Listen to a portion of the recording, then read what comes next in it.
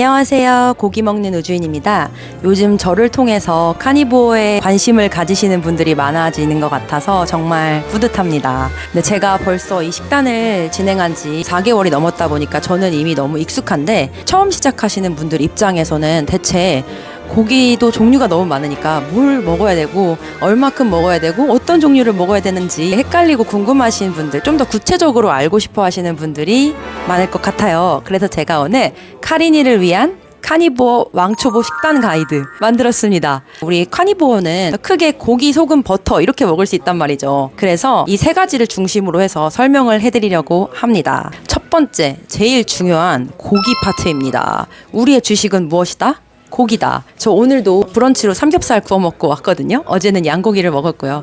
우리 카니보어들은 말 그대로 육식동물처럼 먹고 사는 것이기 때문에 고기를 어떻게 먹어야 되는지 그 부분이 제일 중요하겠죠? 자, 고기도 종류가 한두 개가 아니에요. 일단 크게 세 가지로 나눠볼게요. 우리가 흔히 먹는 고기가 첫 번째 반추동물인 소고기, 양고기, 그 다음 두 번째 돼지고기, 세 번째 닭고기, 이 정도로 나눠볼 건데 일단 첫 번째로 말씀드릴 반추동물, 그러니까 위가 4개인 초식동물들을 반추동물이라고 하고 소고기나 양고기가 여기에 해당하고요. 뭐 말고기나 기린고기 이런 건 잘 안 드시니까 제외할게요. 이 반추동물이 사실 카니보어에서는 가장 권장되는 육류이긴 합니다. 왜냐하면 요즘에는 동물 사육 환경 때문에 말이 많은데 반추동물 같은 경우에는 아무래도 사료나 조금 나쁜 걸 먹어도 그 해독 능력이 탁월하기 때문에 뭐랄까 알러지 이슈나 이런 것으로부터도 가장 안전한 편이고 영양소적으로 봤을 때도 굉장히 우수하기 때문에 가장 선호되고 권장되는 고기의 종류이고요. 이 소고기를 우리나라도 많이 먹죠. 양고기는 그렇게 많이 먹는 문화는 아니잖아요. 전 개인적으로 양고기 되게 좋아하는데 L-카르니틴이라든지 아르기닌도 풍부하고 또 양고기가 지방 대사를 활발하게 해주고 혈류를 촉진시켜주는 데 도움이 되기 때문에 양고기 강추이긴 합니다. 소고기가 좀 더 접근성이 쉽긴 하죠. 그리고 돼지고기 너무 맛있죠. 우리 한국인들 삼겹살 없이 못 살잖아요. 네, 돼지고기 먹으셔도 되는데 제일 중요한 거는 염지를 꼭 하셔야 된다는 겁니다. 돼지가 이제 여러 가지 고기들 중에서 가장 히스타민 이슈가 많거든요. 그러니까 독소가 많아요. 잡식 동물들은 먹은 게 지방의 독소로 저장이 잘 되기 때문에 유럽에서도 그렇고 베이컨이나 프로슈토 같은 거 돼지고기를 다 소금에 절여서 만들었잖아요. 그러니까 독소를 제거하기 위해서 전통적으로 그렇게 돼지를 소금에 절여 먹는 방식을 사용해 오고 있는데 돼지고기를 염지하기 전과 후에 그 혈전 반응, 혈액의 응고 반응을 실험한 결과 염지를 하지 않으면 혈전 반응이 보였고 염지를 했을 경우에 훨씬 덜한 것을 보아서 염지는 꼭 해주셔야 됩니다. 네, 건강을 위해서 염지를 꼭 해주셔야 되고 그럼에도 불구하고 주식으로 뭐 매일같이 뭐 돼지고기만 먹는다. 저는 개인적으로 추천해드리지는 않아요. 근데 사람마다 맞는 고기는 다 다르니까 이거는 좀 드셔보시면서 실험을 해보시면 좋겠고요. 세 번째로는 가금류인데요. 닭이나 오리 같은 경우도 나쁘지는 않은데 지방산의 비율이 다 다르단 말이에요. 모든 고기들이 육류가 다 포화지방만 많은 게 아니라 돼지고기도 은근히 불포화지방산이 많고 가금류도 마찬가지입니다. 그리고 리놀레산이나 오메가6 비율 같은 것을 고려했을 때도 가금류는 주식으로는 권장하지 않는다. 하지만 뭐 1, 2주에 한 번씩 즐기는 거 괜찮다고 저는 생각합니다. 근데 개인적으로 저는 닭고기를 그렇게 좋아하는 편은 아니라서 카니보어 하면서 먹은 적은 손에 꼽는 것 같아요. 고기 종류는 이 정도로 나눠보도록 할게요. 자, 이제 고기의 종류는 알겠는데 대체 어떤 부위를 어떻게 해 먹어야 되는가 너무 어렵게 생각하실 필요는 없습니다. 고기는 크게 우리 카니보어에서는 지방 함량의 비율로 나누는 편이에요. 저지방육, 중지방육, 고지방육. 사실 카니보어든 키토제닉이든 저탄수 무탄수화물 식단의 핵심은 고단백보다는 고지방입니다. 당을 대사하는 몸에서 지방을 대사하는 몸으로 전환을 시키기 위해서 식단을 바꾸는 것이기 때문에 단백질도 물론 중요하지만 몸이 지방을 잘 쓸 수 있게끔 해주기 위해서 충분한 양의 지방을 넣어주는 게 굉장히 중요한데요. 우리가 평생을 한식 위주로 탄수화물을 많이 먹고 살다가 갑자기 이렇게 고기만 먹는 고기 위주의 식습관으로 바꿔버리면 이제 장내 환경들도 달라지고 또 몸이 놀랄 수밖에 없잖아요. 그렇기 때문에 처음부터 고지방육을 몸에 넣어주면 설사나 이런 부작용들이 더 심해질 수 있고 몸이 적응하는데 조금 어려움을 겪을 수가 있기 때문에 저지방육, 그러니까 기름기가 좀 덜한 부위부터 시작해서 점점 지방 비율이 높은 고기를 선택하시는 걸 저는 권장을 드리고요. 그래서 저지방육 같은 경우는 소고기, 뭐 우둔살, 안심, 뭐 아롱사태 이런 것들이 있는데 우둔살 솔직히 너무 뻑뻑해요. 그 장조림할 때 쓰는 거 아니면 국거리, 뭐 사태 이런 애들이 좀 지방이 없긴 하거든요. 개인적으로는 뭐 스지 이런 것도 괜찮고요. 돼지고기도 등심, 안심, 뒷다리살은 또 가성비가 굉장히 좋기 때문에 많이들 드시는데 뒷다리살만 너무 드시지는 마시고요. 닭고기도 막 퍽퍽한 닭가슴살, 닭안심, 말해 뭐예요? 이런 것들 다 저지방육에 해당하겠고, 중지방육은 지방과 단백질 비율이 거의 한 1대1 정도에 해당하는 고기들을 얘기를 하고, 소고기 등심, 토시살, 채끝살 이런 애들. 돼지고기는 뭐 목살, 항정살, 갈매기살, 닭다리살이나 닭날개 이런 부위들이 중지방육에 해당하고요. 고지방육은 정말 설명할 필요가 없을 것 같아요. 입에서 사르르 녹는 아이들.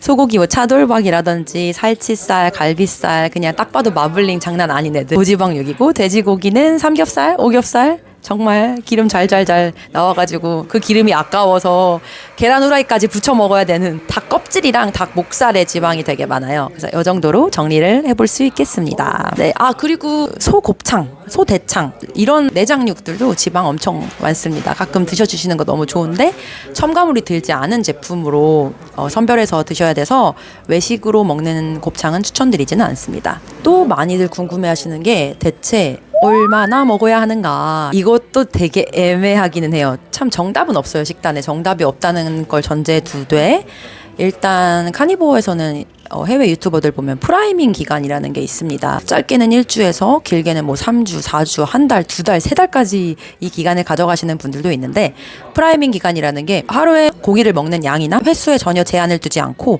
정말 먹고 싶은 만큼, 내 몸이 원하는 만큼 충분히 영양소를 채워주는 그런 기간을 얘기를 합니다. 특히 오랫동안 채식 위주의 식습관을 가져오셨던 분들이라던가 영양 결핍이 많이 되어 있는 분들 같은 경우에는 하루에 진짜 여성분들도 1kg 이상, 고기를 1kg 이상, 남성분들 뭐 2, 3kg 이상 드시는 분들도 계세요. 초기 한두 달 이렇게까지도. 그래서 이거는 사람마다 기간이 굉장히 다르고요. 직접 해보셔야 아는 부분이고, 저 같은 경우는 또 참고로 말씀드리자면 식이장애가 있었기 때문에 이 프라이밍 기간과 내 감정적 섭식이 분리가 좀 안 됐었어가지고 공교롭게도 고기를 좀 필요 이상으로 많이 먹었었던 것 같아요. 그런 기간이 저는 있었다. 혹시 식이장애를 겪고 계신 분들 있다면 참고해 주시고, 식단의 목적이 다 다르잖아요. 정말 건강을 목적으로 하시는 분들은 양 조절에 신경을 크게 안 쓰셔도 되겠지만, 다이어트가 주된 목적이다 하시는 분들 같은 경우는 양 조절은 필수입니다. 감량을 목적으로 하신다면 어느 정도는 제한을 좀 해주셔야 되고, 저 같은 경우는 한 근 정도? 그러니까 600g 정도로 맞춰서 먹고 있고, 600g 미만으로 먹는 날도 많아요. 500에서 600g 정도로 맞춰 먹고, 고기 양이 500g 언저리인 경우에는 추가 지방, 버터라든지 다른 지방을 더 추가해서 지방 비율을 오히려 높이는 쪽으로, 단백질보다 그런 식으로 저는 식단을 하고 있고, 아무튼 다이어트가 목적이라고 하신다면 고기 양은 어느 정도 줄여주셔야 된다. 근데 뭐 개중에는 1kg씩 먹어도 살이 빠진다 하시는 분들도 있는데, 그러면 그렇게 하시면 되는데, 저는 1kg씩 먹으면 안 빠지더라고요.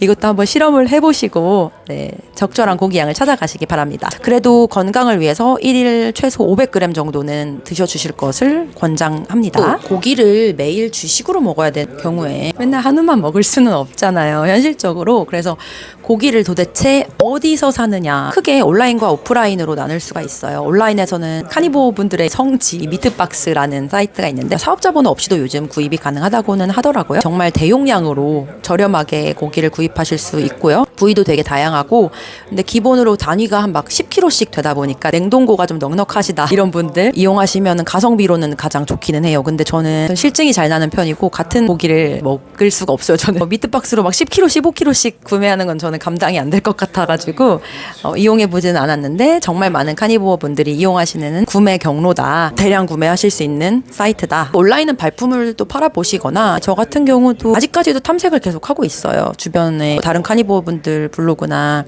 동지분들 의견도 좀 참고하면서 하는데, 그래도 기억나는 온라인 쇼핑몰만 얘기를 하자면 뭐 신화미트나 신돈축산, 이 두 가지가 지금 생각이 나는데, 신돈축산 같은 경우는 부속 고기들이나 뭐 이렇게 삶아먹기 좋은 그런 고기들을 좀 저렴하게 파는 편이거든요. 그래서 한번 확인해 보셔도 좋을 것 같고, 오프라인에서는 창고형 할인마트 있잖아요. 코스트코나 이마트 트레이더스 이런 데서 사셔도 되고, 대형마트 할인이나 뭐 동네 정육점 좋은 곳을 잘 뚫어서 구매를 하실 수도 있을 것 같고, 고기 구매 경로는 이 정도로. 이게 고기만 먹는 식단이다 보니까 굉장히 비용 부담이 많이 될 거라고 생각하시는 분들도 있는데, 천차만별입니다. 요즘 야채 가격도 장난 아니게 많이 올랐잖아요. 야채랑 과일이 상당히 비쌉니다. 요즘 아시다시피 마트 가보시면. 오히려 카니보어 하시면 카니보어 하기 잘했다 싶으실 수도 있어요.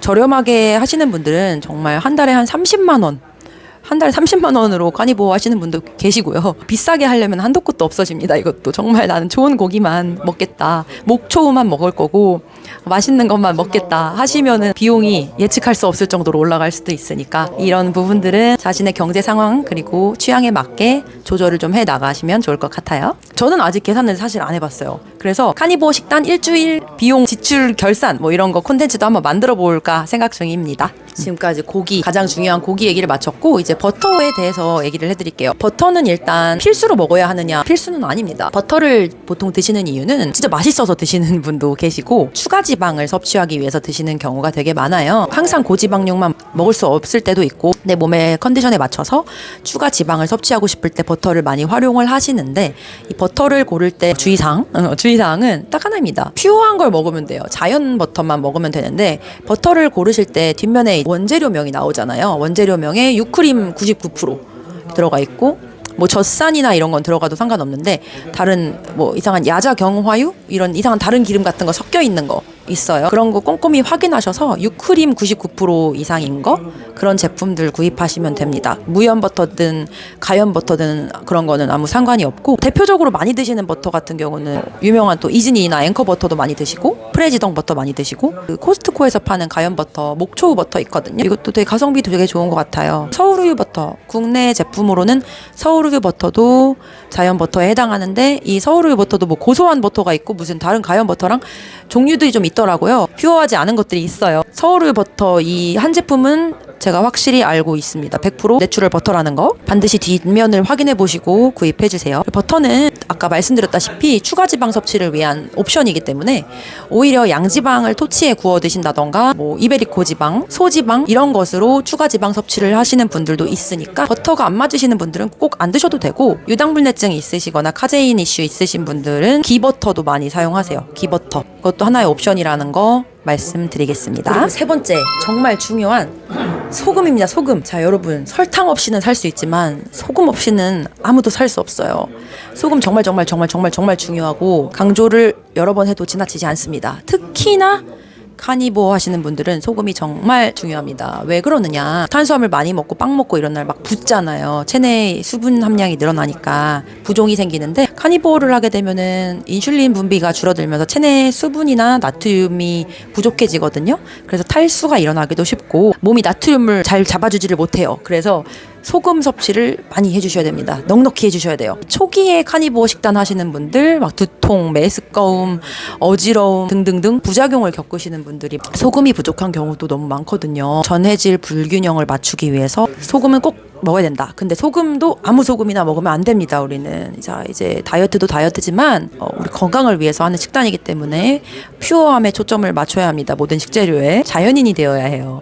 소금도 천연 소금만 허용합니다. 가공 소금, 뭐 맛소금 이런 거 안 되고요. 깨끗한 소금, 그러니까 천일염이라든지 암염, 그러니까 히말라야 핑크 솔트 그리고 또 뭐 있니 호수 소금 또 그 천일염 바다 소금은 중금속 이슈가 많아서 호수 소금을 또 드시는 분들도 계시더라고요. 저도 이번에 그 안데스 호수 소금 한번 사봤거든요. 네, 그런 거나 뭐 죽염 뭐 이런 등등등 구운 소금도 괜찮고요. 불순물이 없는 깨끗한 소금을 드시면 되고 저는 개인적으로 말돈 소금 되게 좋아하는 편이에요. 소고기랑 잘 어울려서 핑크 솔트는 좀 가성비가 좋은 편이고 이게 우리가 조미료를 못 먹잖아요. 카니보어를 하면 그러다 보니까 소금을 사 모으는 습관이 생깁니다. 이 나라 저 나라 이 소금 저 소금을 다 먹어보게 돼요. 미각이 굉장히 예민해지고 취향이 생깁니다. 자기만의 소금 취향이. 이것도 되게 재밌는 부분입니다. 네, 대체 얼마나 먹어야 하느냐 또 정확히 알려드려야 되잖아요. 제가 계속 말씀드리지만 정답은 없어. 정답은. 그래도 가이드라인을 좀 제시를 해드리는 이유는 어떻게 해야 될지 감이 안 잡히시는 분들한테는 어느 정도의 가이드라인이 도움이 될 테니까 제가 이렇게 수치화해서 좀 설명을 드리는 것 뿐이지 하시다가 또 조정을 꼭 해나가셔야 됩니다. 일단 소금은 본인의 현재 체중에 한 10% 정도 섭취를 해주셔야 된다고 생각해 주세요. 예를 들어 제가 60kg면은 소금 한 6g 정도, 50kg면 5g 정도는 기본으로 드셔주셔야 된다. 10g까지도 괜찮아요 사실. 근데 그 10g까지 먹기가 힘들어서 그렇지 소금을 넉넉히 먹는 것에 대해서는 전혀 부담을 갖지 마시고 충분히 짭짤하게 맛있게 드시길 바랍니다. 정답은 없고 본인한테 최적화된 비율을 찾아보세요. 여기까지 고기, 소금, 버터, 카니보어의 주요 식량 3가지에 대해서 핵심적인 부분은 설명을 다 드린 것 같은데요. 4번째 챕터에서는 기타 등등에 대한 얘기를 할 예정이니까 필요하신 분들은 시청해주세요. 아까 전에 말씀 안 드린 것 중에 계란이 있는데 계란은 당연히 드셔도 좋습니다. 계란 너무너무 좋고 특히 노른자에 철분이나 영양소, 좋은 지방이 많으니까 흰자보단 노른자 많이 드셔주시고요. 난각번호 1번 계란을 드셔주시는 게 좋습니다. 사육 환경이 좋은 계란을 먹는 게 좋으니까요. 우리나라는 그 부속고기 문화가 오랫동안 이어져 왔는데 이 부속물이 되게 몸에 좋아요. 카니보어 하면서 영양제를 섭취를 하기는 하지만 만약에 여러분이 막 진짜 신선한 소의 피를 마시고 뭐 골수며 신장, 간, 허파, 심장 등등등을 다 드신다. 진짜 노스 투 테일로 정말 다 드신다라면 영양제가 거의 필요가 없을 수 있거든요. 근데 이런 여건이 안 되고 또 내장육을 먹는 게 좀 힘든 분들도 많기 때문에 영양제를 먹는 건데 사실 내장육도 주기적으로 섭취를 해주시면 좋습니다. 양심장, 타조간 이런 것도 드시는 분들도 있어요. 드실 수 있으시면 드시면 너무 좋다. 그리고 해산물에 대한 부분. 해산물 먹어도 되나요? 회 먹어도 되나요? 저는 찬성입니다. 저는 기본적으로 카니보어는 동물성 식품을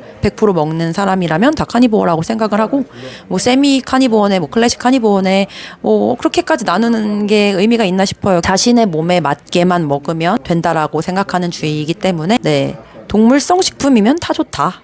해산물로부터만 얻을 수 있는 또 영양분들이 있잖아요.